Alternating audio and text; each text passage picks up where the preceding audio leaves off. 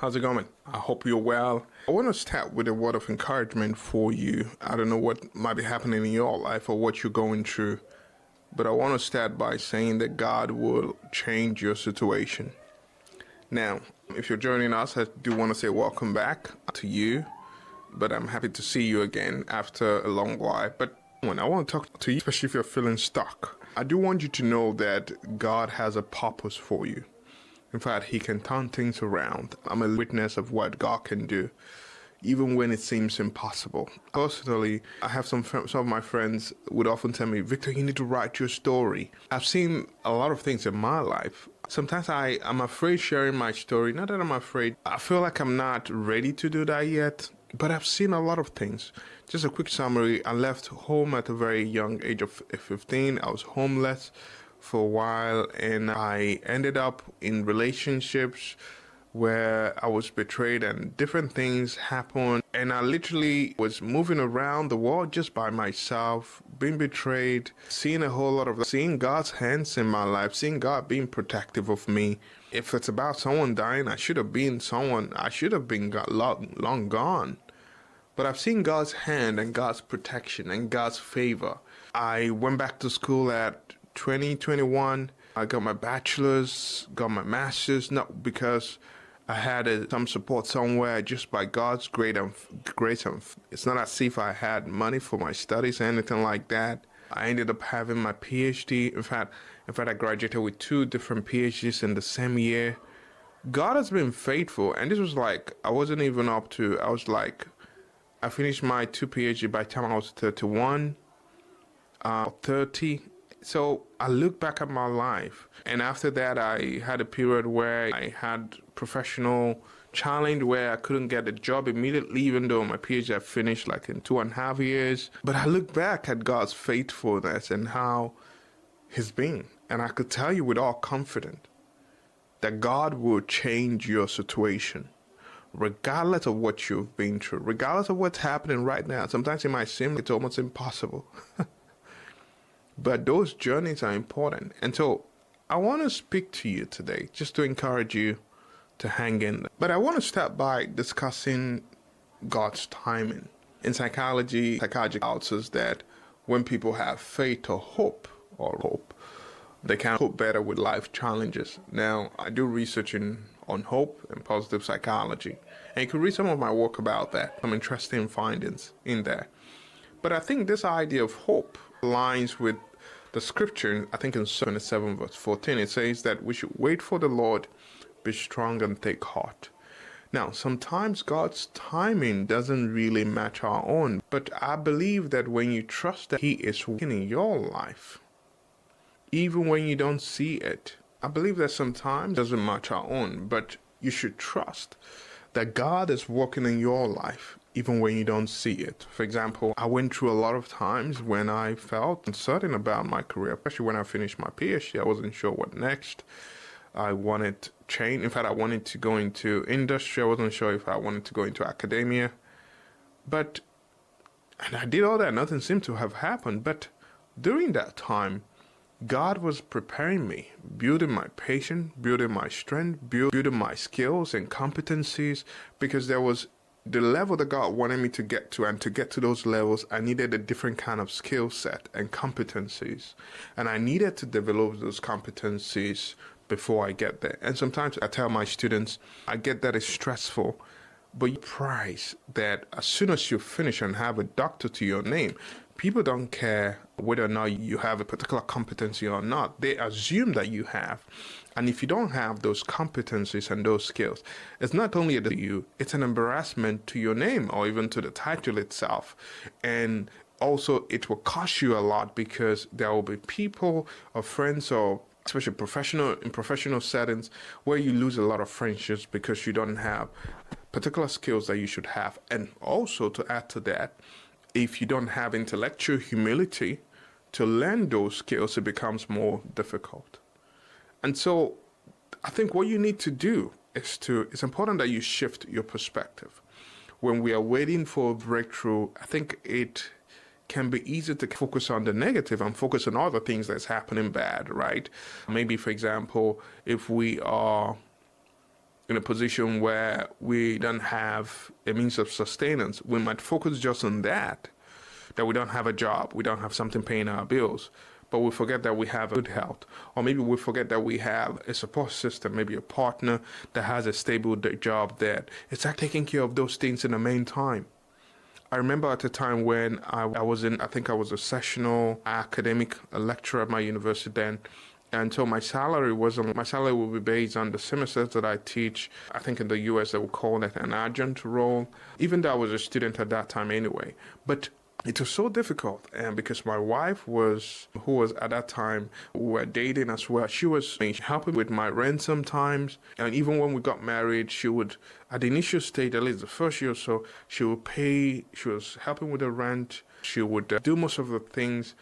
And I was focusing so much on the negative. I wasn't appreciating the fact that God has given me a wife that was patient and not worried about what was going on. She just wanted to make sure that I was happy. And I was focusing on the fact that I didn't have a job that was paying me six figure. I didn't have this, I didn't have that. But I think a simple shift in perspective can make a huge difference. In fact, psychology calls this reframing. Reframing essentially is where you look at the same situation from a different angle. In fact, I want you to think about Joseph in the Bible. When he faced so many hardships in his life, yet he said to his brothers, "You meant it for evil, but God meant it for good." And so sometimes some setbacks are sort of setups for, some would say, for something greater. When it seemed like things are not going the way we want it, sometimes it just could be God is trying to help us to change or shift our perspective. Now, the other thing I will encourage you to do, especially as you are in this season where you're not sure what's going on, try as much as possible to have faith. Break down what I mean by that. Having faith doesn't really mean that you don't take action. In fact, James 2, the Bible tells us in James 2:17, it kind of reminds us that faith by itself, if it is not accomplished by action, is dead. So, in other words, this simply means that we should actively seek opportunities, work hard, and trust God, and trust that God will meet us there. Essentially, we have faith-based actions. Don't just have faith, or have faith anyway. Having faith involves, to some degree, taking actions, doing things to kind of get to where you should go, and allowing God to do the rest. I think psychologically, some would say it's psychological, this will mean taking proactive steps to sort of build resilience and to keep your spirit lifted while you wait for God's intervention. And while you wait for God to intervene in your situation, it's important that you think about things that you could be doing. I remember when I was waiting for God for the next thing, I wasn't just crying out, or I wasn't just sad all the time. There were times I was sad, I was unhappy, I wasn't sure what the future would look like. But why that was the case, I was still working, I was still busy, I was still writing, I was still publishing. In fact, I remember the first year that I finished, I published 10 different papers with, of course, my university on it. And I wasn't recognized for those work, even though I was contributing to the research output of my department. In fact, at that time, I think that would probably be the highest published in our department. I wasn't recognized for that, but it didn't matter so much for me. But I knew I was just being busy. I was just thinking about, and looking back now, I can't really think about why I was doing all that, but I think it was just God igniting something in me. Thankfully, it connected me with people that would charge me. I had met a colleague at Harvard, and we started working together. We started publishing. In fact, in our first year of relationship, we published 20 papers. And those things set me up for the next level. That as soon as after that year, everything started to open up. Because of that, not just only did I have faith, but I followed that up with a commensurate action. Now, the other thing I think it's important to do is that there are times that we might be struggling and we're not sure what the future holds for us. While we shift our perspective, it's important that we count our blessings. and name them one by one. What do I mean by that? It simply means to celebrate small victories. In fact, celebrate your small wins, the small steps, the little things that you're doing that is making a difference. Maybe it's not changing the world as you think, but at least it's progress. Because I think that gratitude kind of strengthens our resilience and it keeps us focused on what's going well. It reminds us that God is really at work. Because when we forget that, we focus on all the noise and negatives, and it clouds our mind, and it debilitates our soul, and it causes a lot of ache that we don't want. And so try to reflect on the times when, for example, God has come true for you. Let that memory encourage you in the present. One of the things I love about the story of Jesus feeding the 5,000 with 5 loaves of bread and 2 fishes was that even after Jesus had fed them, he still asked the disciples to collect the leftovers. And they collected the leftovers, and Jesus took them to move on the other side. The Bible tells us that as they got to the boat or their canoe, they got to their boat, they put on the leftovers in the boat with them. And while they were riding to the other side, I think Jesus intentionally started to sleep. It was very deliberate. He wanted to see what they would do, given the fact that he just fed 5,000 people with 5 loaves of bread and 2 fishes. And in that boat, the disciples are carrying the leftovers of that blessing, that miracle. And Jesus tested their faith to see why they under storm. How would they respond to the storm, given the fact that they've just experienced this great miracle? And yet, why they were under storm? They were afraid. They were shaken. They were calling on Jesus. And it's interesting because the basket was a symbol of a miracle. What they needed to do at that moment was to just reflect on the time, just remember the miracle of and just be encouraged and know that the same God in that valley is still the same God in this storm. Now, I do want to encourage you to remember this. Remember that God is faithful. Whatever you're going through, know that He can and He will change your situation. So I hope that you hold on to hope.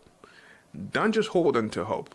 Take actions in faith and trust in His perfect timing. His timing is the best. His timing, it's what perfects everything.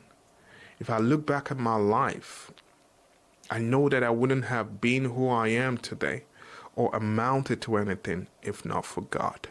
And I'm saying that with all humility. Yes, I did work hard. There were sleepless nights.